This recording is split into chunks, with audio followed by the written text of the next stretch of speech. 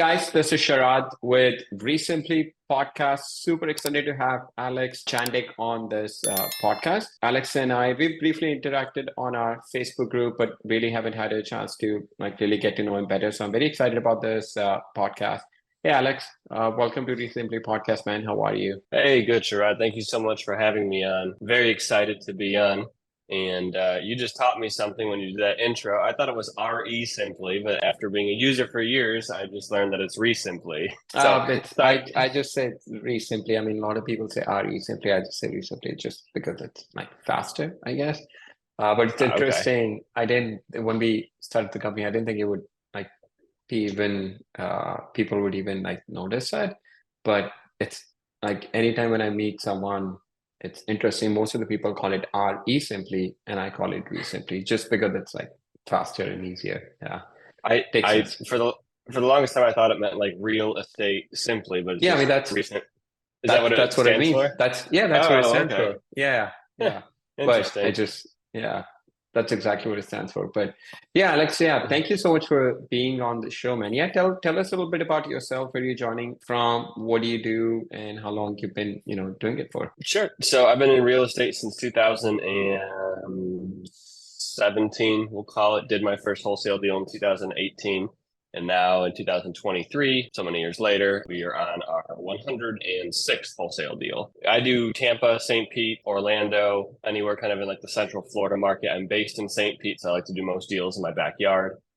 Most of what we do is wholesale, wholetailing, some light fix and flips, and then just actually looked at our first apartment complex today to purchase. Yeah, kind of a mix of everything in terms of Resimply.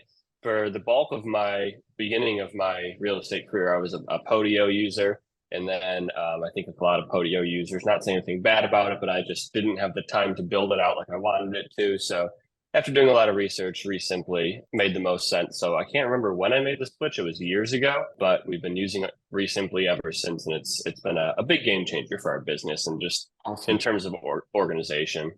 Cool. Thank you so much for that, man. Yeah, I'm curious, what got you into real estate? I just want to learn a little bit more about that. Like, what were you doing, and what was the reason for getting into real estate? So straight out of college in 2000 and gosh, I have to think back to so long ago.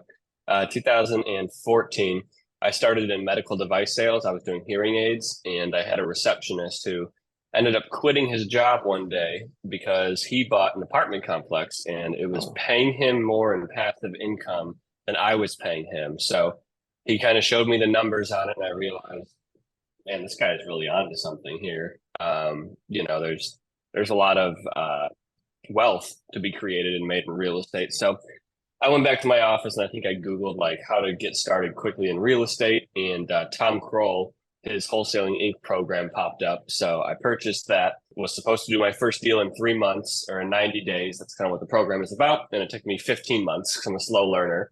But we finally got our first deal done. That brought us to 2018. And actually, after my first real estate deal, my first wholesale deal, I made 13,000, but I had to pay off the $12,000 that it took me to get there. So I netted a grand. And I remember distinctly telling my wife that I was never going to do that again. And I was done with real estate. And maybe a week later, so I was doing direct mail at the time, someone called me back with a house that they were in desperate need to sell. So did that deal, paid off my car with that deal. And then I kind of started thinking hey, maybe this real estate thing's going to work out. So after a lot of bumps and bruises, got the deal flow going correctly, and that's what we've been doing ever since. isn't that amazing? That second call that you got from the seller, or the call that you got from the second seller, that just changed the trajectory of your business. It Imagine was not getting that call. I can tell you this, when I met him at the property, because I would do everything in person back then. When I met him at the property, I knew it was he was motivated by how he was talking, but we go to the property and it was a tenant occupied property, so it was a rental for him. And he's banging on the door, and the tenant just whips open the door, and this guy puts his hand out and says, "Hi, I'm Bruce. I'm the owner of this property. Are you my tenant?" And I was just talk about an absentee landlord. And Wow. the tenant was yelling at him because stuff needed to be fixed inside. There were cockroaches everywhere.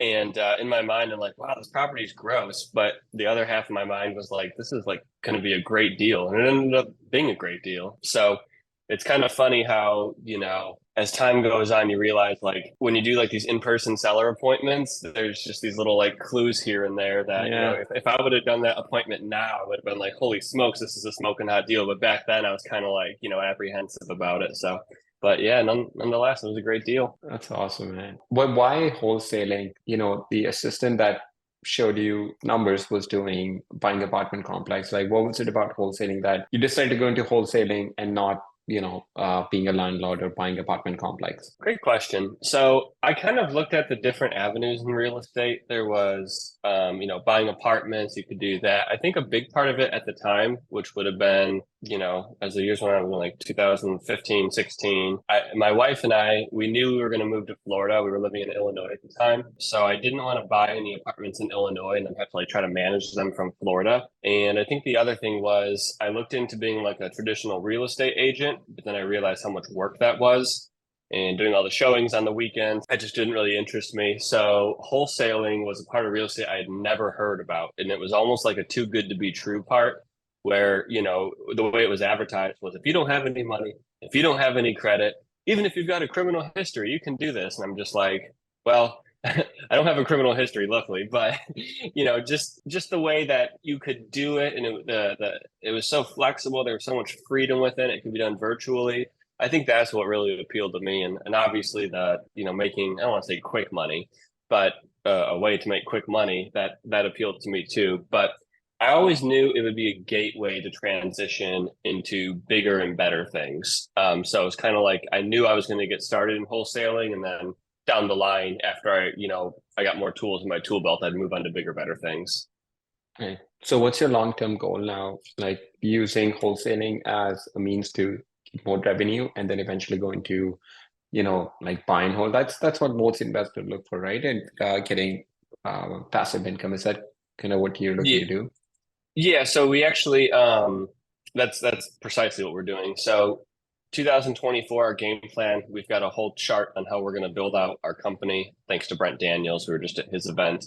So we're going to hire more employees to really get the company going, because right now I'm pretty much doing everything from soup to nuts, which I don't mind doing. I can do it, but we'll wholesale most of the properties. And then the stuff that's really good, the stuff that's like, 10 to 30 units, what I classify as the smaller apartment complexes, we'll start taking those down for ourselves. And we'll do, I don't want to say flipping them, but buying them, increasing the NOI on them, refinancing them or 1031 exchanging them into bigger properties. And we actually, this morning, we went to go tour our first 35 unit. I actually got duped on it. I had a seller that wasn't the actual seller, but I did meet the actual seller there. He was quite surprised to see what we were doing on his property, unwelcomed. So it was a seller lead nonetheless. But I guess today, oddly enough, was kind of like my first experience with multifamily. And how are you like financing? Are you working with private money, hard money loans, or traditional financing? So some of it is my own cash just from the business account. Some of it is private lender money. Some of it is I have a home equity line. And then the other thing that we're just starting to do is doing a business line of credit, unsecured, my favorite type. So it's kind of just cash from all different sources. And then for the apartments, we also have a few partners on the property management side that can provide capital as well. So there's one thing I've learned in real estate is like every property is like a big pie, and you can do everything in the pie. You can bake it, you can serve it, but it's a lot easier when you find other people, capital partners, property management, and you team up on it, and everyone brings their collective resources to the table. That's how you can do more deals. And then how are you finding these deals? What's your like marketing channels that you're using for your single family, and then your large multi-families? So what we do is we download huge public records lists. We use foreclosures daily. We use list source. We use batch leads sometimes. We skip trace them. We also have a VA that gets the missing numbers too. And then typically we will SMS. We just got really big into cold calling. And then we'll be expanding into PPC as well to get the leads. But I will say biggest, most important part of our direct to seller marketing machine is the follow up. We follow up like crazy with our leads. One of our leads we're under contract on right now for a wholesale deal. We followed up with for 5 years until we finally got the 5 years. deal. Wow. 5 years, we never gave up. We let appreciation do its thing. He still wanted his 2017 price, and we said, sure, we'll give it to you. So, Wow. yeah, it's really follow up, follow up, follow up. And one of the things that I really like about RE Simply, can I tell a little story? Yeah, of course. So this was deal number, I want to say like 70 something. It was, maybe it was, I don't know. It was a couple years ago. We had this guy who was in foreclosure who had a house that sat on a triple lot in a neighborhood where there was just new construction everywhere. And we actually got him off of an SMS. He responded to our SMS, and I think he said something like F you. So I was just like, I was this close to throwing the lead away, but he was in foreclosure. So I put him into RE Simply. And I was just like, you know what? Let me just try a different message from another number. Let me just see if he'll respond to it. I put him on a hot drip campaign. And 2 days later, he responds and he says, write me an offer of 460,000 or don't ever talk to me again. 460, I think my max offer was like 500 on the property. So I was just like 460. I was like, that's 100% doable. So I texted him. I said, okay, what's your email? Gives me my email. I sent him the offer. He signed it. We got the deal done. And we wholesaled that one for, I want to say like 520. So Oh, wow. yeah, Yeah. it's so sometimes it's like, again, it's in the follow up, especially that's why I use the RE Simply drip all the time. But it's just for us, it's in the follow up and just identifying leads that maybe they are distressed, but they just don't want to admit it yet, and just letting them know Right. there's help out there. So I'm curious, I want to double click a little bit on that follow up. So what have you noticed? Like, is it a particular message that you're sending, or is it just being consistent with the follow up? Is there like something, like a secret sauce to follow up that you've noticed that really works, or, It, just it, consistency more than anything? it's consistency more than anything. Because if we put ourselves in the shoes of the seller, so I'm in the Tampa St. Pete market, it's a very competitive market. Sellers are getting boatloads of postcards, letters in the mail, cold calls, SMS. So it's kind of like, Sherrod, for you, I'm sure you probably get like letters from your cable company in the mail, and they probably Right. just go straight in the trash like mine do. I'm just numb to it. If my cable company called me though, and they kept on calling me, and I knew the name of the person that was calling me, and I had it saved in my phone each time, then I'd be like, oh, okay, maybe when it's time to upgrade my service, I'll go to them. But that's what we do with the sellers. The first few times we try to contact them, it's usually, they've got their guard up. And then we usually can get them on the phone once or twice or text them. Sometimes I'll even just like text them my Instagram, and I'll be like, hey, here's some houses that we bought. If you want to follow me on Instagram, go ahead. But I try to really humanize our follow up so they know that the voice at the other end of the phone or the text message is coming from me, a human who lives nearby them. And that just over time, seller situations always change. One year might not be a good selling year, but the next year, a spouse might pass away and a seller wants to move to a different state to be near their children. So situations are always changing. And I like to be that person that, they just have in the back of their mind. So when it does come time, instead of them calling all these postcards and talking to all these new buyers, they've had these years of rapport built with me. And we can say, okay, now it's time. Let's go ahead and see if we're a good fit for what you need. So consistency is the answer. Yeah, absolutely. I agree with that 100%. You know what I've noticed? I usually give, like you gave a perfect example about the cable company. I give an example of like a car dealership. You keep getting the postcard once a quarter, you love to throw it. But when you're in the market to buy a car, just by subconsciously, your mind is going to go to the company that had been following up with you. And Yeah. it's amazing that how many investors we notice, they try to make it super complicated. You're like, oh, I'm going to send this perfect SMS. I'm going to send this perfect mail piece. And I tell them, Yeah. if you had to just do one thing, just send them consistently, follow up with them. Nobody's going to sell you a house because you had the exact perfect word in your text or you had the perfect design in your direct mail. Yes, of course, I mean, if you had to choose between two different mail pieces, choose the one that's better. But don't obsess about it. Just send a direct mail piece or send an SMS, call them, just do something, just be consistent with it. So it's really great to hear that that's kind of what you've noticed as the consistency. I mean, we even say with the marketing, when people ask us, hey, what's the marketing channel I should start with? I said, the one that you can stick with the longest. That's it. Yeah. They all work. They all work. It's just like, are you willing to stick with any marketing channel for 6 months? If you're going to do direct mail 1 month, SMS next month, cold calling next month, then might as well not do anything because none of them are going to work. You may get lucky, but on a consistent basis, you're not going to get anything. So yeah, thank you for sharing that. Yeah, and it's tough to be consistent too, because sometimes you're teetering on the edge of, wow, this person hasn't answered like 4 or 5 of my calls over the past few months. Am I just annoying them? But especially when I find like sellers that have another iPhone, because I've got an iPhone and the text pop up blue. And especially if they've got their read receipts on, like, they're reading each one of your text messages. Right. So yeah, it's humanizing it. It's being consistent. It's funny you use the car example. And I'll just give one other example based upon that. I hate buying cars. I hate the whole car dealership thing. I hate the pushiness of it. So a year and a half ago, when we bought my wife's car, she got a BMW X5 for Christmas, which is a wonderful car. But the only reason I went with the dealer that I got it from was because the salesman, he would only text me. He delivered the car to our doorstep. We did not have to go there. All the financing was online. Our schedule is just nuts. We've got a 3-year-old and a 1-year-old. So like we have no time ever pretty much. But he was just consistent. I'd ask him for things and then he wouldn't give me an issue. He would just tell me how he could deliver on that.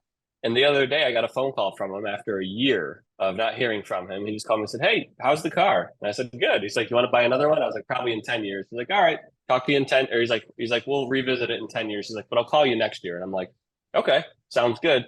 So he's my car guy. I know him. Right. I trust him. I like him. He's a human. I know that when I text him, it's his personal cell phone. He's not sending me direct mail. I never get anything from the dealer. I didn't ask them to send me anything. They communicate with me the way that I asked for. And it's like, there's that mutual respect with that. Absolutely. And I will definitely buy another car from him because he gave me everything that we asked for. And I was satisfied with that. So we try to do that with sellers too. Like we had a seller yesterday where one of the heirs was not willing to sign a purchase contract until they saw a sample HUD. And usually we don't do sample HUDs until we have the purchase contract and everything at title. But I was like, let me see if I can make an exception for you, which the title company was cool and they did. So I sent them a sample HUD and they said, "Thank you. Of the other investors we've talked to, no one's been able to do this." And the seller was a very analytical type. And she said, "It just makes sense to me to see everything on the HUD." Absolutely. To know that, this is actually going to happen. I said, "Yeah, sure. Anything else you need, you just let me know and I'll see if I can bend the rules for you."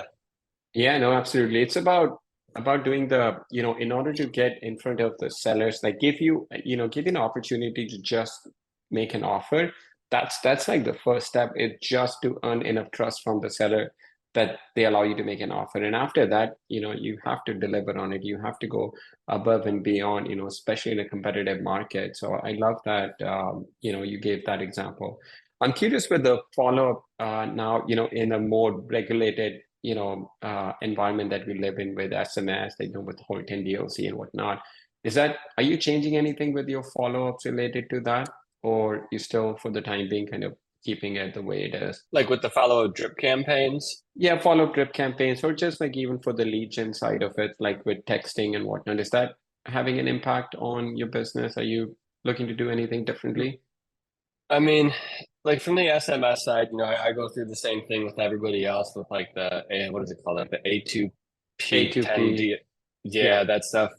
My texting was down for a couple of months and everything, but and I've had to switch my messages. They have like the opt-out language in them or whatever. But what I try to do, so you're right, I am in a competitive market. So I try to get things that are like attention grabbers for sellers. So what I've found works for me is I will intentionally misspell things in text messages. I will intentionally send things that make no sense.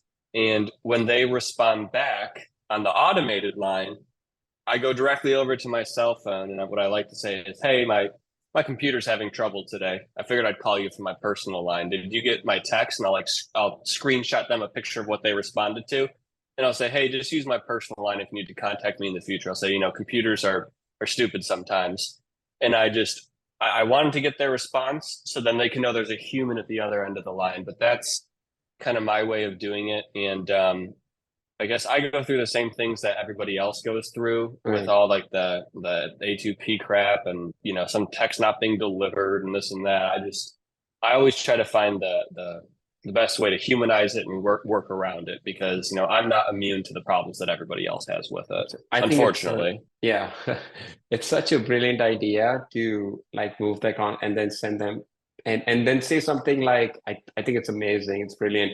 Hey, computers are stupid. That's like such everybody. It's like, yeah, they are. Yeah. Everybody's had computer troubles. They're like, yeah, they are minus. Yeah, Oh yeah, and especially yeah, a lot of the sellers that we work with, we one of our most consistent lead sources is absentee. I think it's like over the age of 55 owners with equity, and I can tell you of working with most of the sellers, they don't like things like DocuSign. yeah, They prefer phone calls. They love humans. They like human to yeah. human interaction. So when you say computers are stupid, they probably already had a computer problem that morning. So Yeah, they're like, yeah, computers are stupid.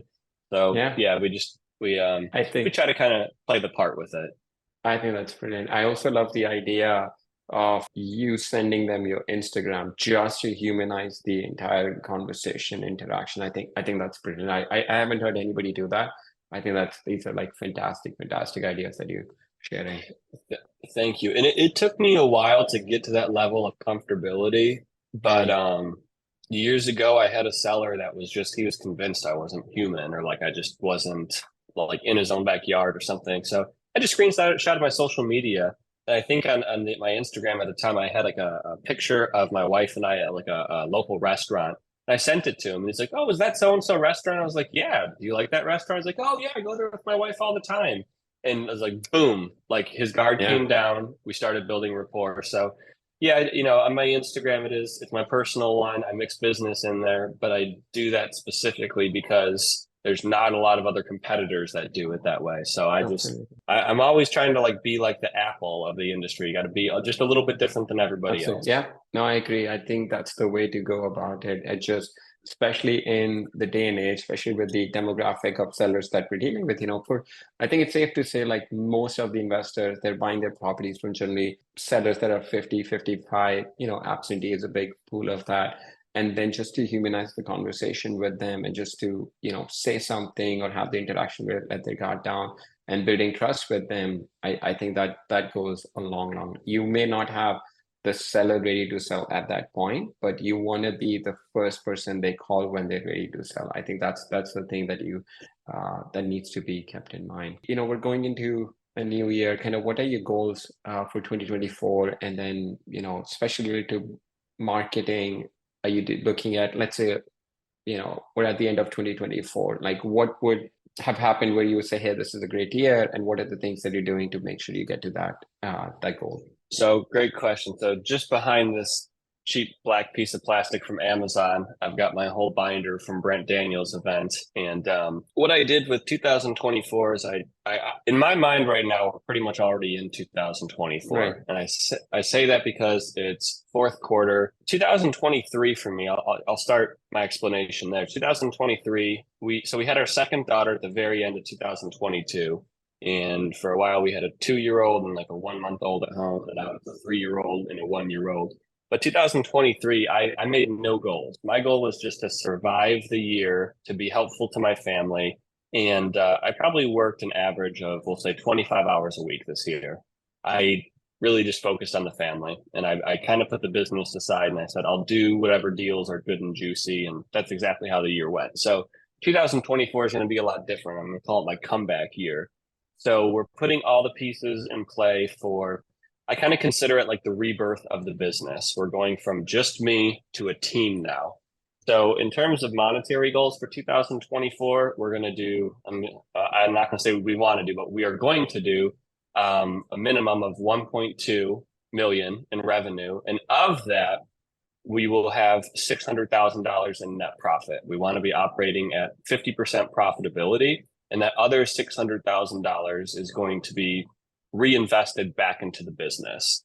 So that way we have money for payroll for good, high quality A players. We're reinvesting back into the systems. We're spending money intelligently on marketing. So it's going to be a year of firing myself from various parts of the business Right. and making a team of just absolute A+ players. So that way, for future years, we can do 1.5 with 750 net, two with one net, and so on and so forth. So in essence, I'm copying the Brent Daniels business plan step by step, pretty much. Brent's amazing. Yeah, he's such a fantastic operator. And I love by the way, yeah, good luck with that goal. I love that how it's very specific. It's not just, hey, I want to do $1 billion in revenue. I want to do 1.2 million and then I have 50% net profit and then reinvest more into the business. Would you say like right now in your business, like the team is the biggest like piece that you're missing in your puzzle, like building a team out? It is. I've hit that critical mass several times of where this business works like a stair step or like a staircase. You'll be working, and then what I find is I get 3 to 4 deals. I then dispo 3 to 4 deals. I then close 3 to 4 deals. But while I'm dispoing and closing them, I need to be getting 3 more deals because the revenue looks like this. Yeah. And I've tried every way to solve that. And the only way that I've found that works for other people, like Brent's team, is having a team. I love doing everything from A to Z most of the time because I'm a big control person. I know that I can do it the best. But as time goes on, I'm 32 years old now. And what I'm watching with these other competitors, is they're hiring these 22 and 23-year-old hotshots straight out of the local universities that want to learn sales. And these guys are just crushing it with acquisitions. And I say this because I'm friends with some of them. And I'm like, the older I get, I don't want to be competing with these 20-somethings that can, work 80, 90 hours a week. That's great. I did that for part of my life, but I am in the efficiency stage right now. So I feel like I don't want to say I'm like better than going on appointments and stuff, but what I do want to say is I have the knowledge now. I want to basically give back and make people or give people the employment opportunity of being an acquisition manager, being a lead manager. And I feel like that's going to be a lot more effective and just overall, like I feel like I'm doing people a disservice if I keep on hogging all of it and not giving other people the opportunity for it. Yeah, and I think that makes sense. And you have to look at as your business grows, like where do you add the most value, right? I mean, and then you also have to look at it, there's one thing that, you may love doing one part of the business, but is that the best ROI on your time? Like, for example, let's say, running recently, and I absolutely love doing, let's say, customer support, handling tickets, for example. But is that the best use of my time for the growth of the company? So, I think you're looking at absolutely the right way. Are you following any EOS system or anything just to like build some structures and processes around your business? We don't have I've read the book a few times regarding EOS, and that was part of my like missing steps of like what to do. So when I went to Brent's Rhino Roundtable event Thursday through last Sunday, he pretty much gave us a binder and everything in it goes over all the different steps and processes, what each job role does, how each job role handles the lead, hands it off to the next person, hands it off to the next person. And I don't want to say like when he was presenting it, like I knew all of it, but I had heard it so many times. And now it's like, okay, I've heard that. I understand why this person does this. I've got it on paper. Now it's time to implement this. So I'm going to be copying most of his stuff because his main business, he's a Joe Homebuyer franchise. Right. And you could tell with what he gave to us, he tweaked a lot of it for his business. So instead of reinventing the wheel for every system, because that's where I've fallen flat a few times thinking I had to do that.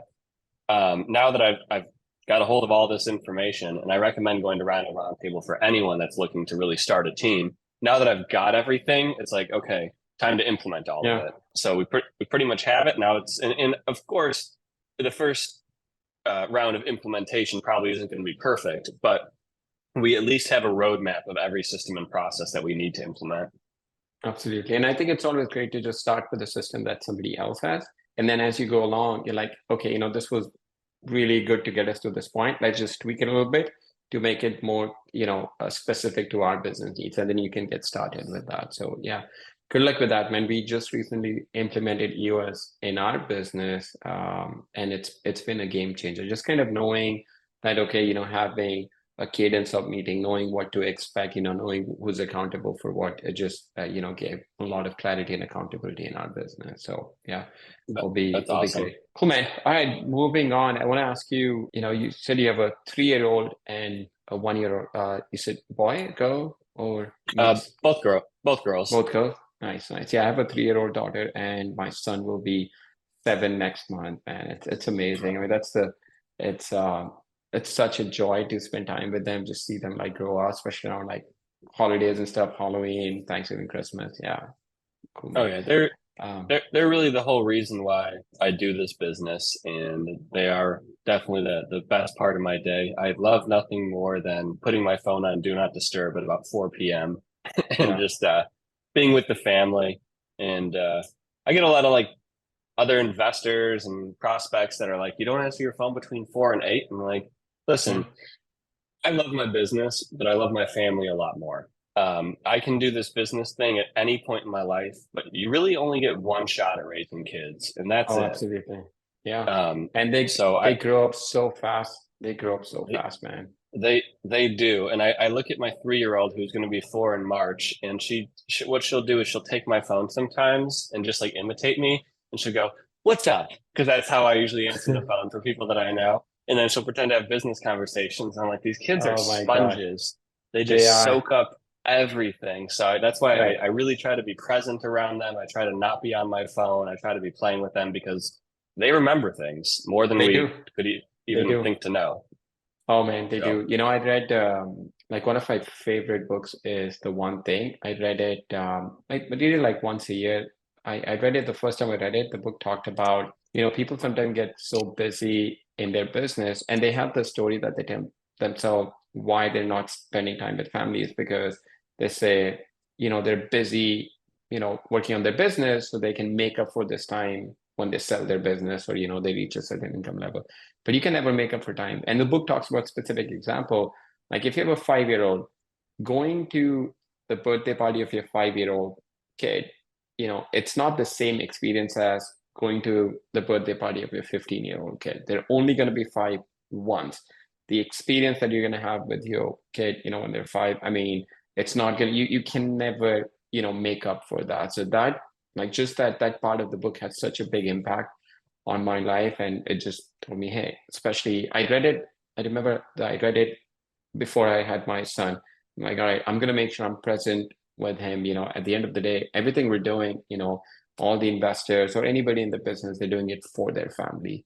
And then if you're not spending time with their family, then I look at it like, what's the point? You're never going to be able to make up for the time. So I appreciate you having that and sentiment and then being present with your family. Yeah. yeah, it's at the end of the day, family's all we have. So Absolutely, man. Yeah. Cool. All right. What do you do for fun?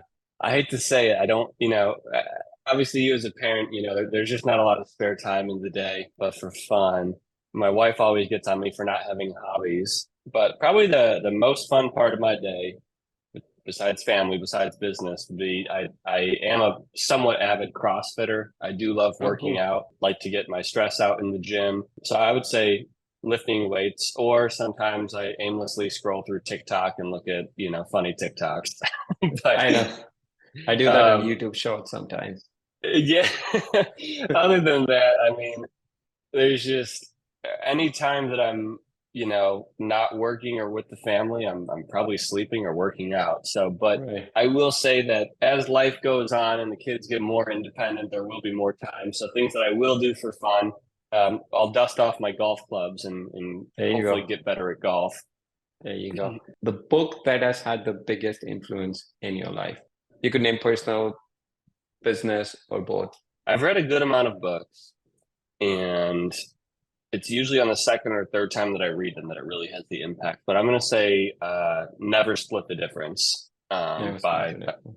I forget who it's by, but yeah, Never Split the Difference. It just, so much of it applies to negotiating with sellers, which is so, so, so important right now with the current market conditions. So I would say Never Split the Difference has had the biggest impact on my life and business. Awesome, man.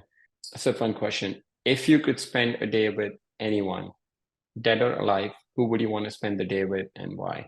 Currently, and this is just specifically for business, I would probably spend it with Jeff Bezos. I believe he is a master at systems, just looking at the machine that he's built called Amazon.com. Yeah, I would spend it. I would spend it with him, and I'd ask him a lot of why do you do this? Why do you do that? What problem did this solve? Yeah, it'd be Jeff Bezos right now, or either him or Elon Musk. Or if I could just spend the day with both of them, really. Yeah. Oh, that would be a fun get together. Yeah. Yeah, just to know how they think. All right. Cool. Last question. How can someone who's listening to this podcast get in touch with you? Probably the easiest way is on my Instagram. You just pull it up. It's just Alex Jandick official. Okay. And we'll put it in we'll put it in our show notes Hmm. also. Yeah. Perfect. Yeah, just follow me on Instagram. Shoot me a DM. I would give out my phone number, but I've made that mistake a few too many times. Don't do that. Yeah.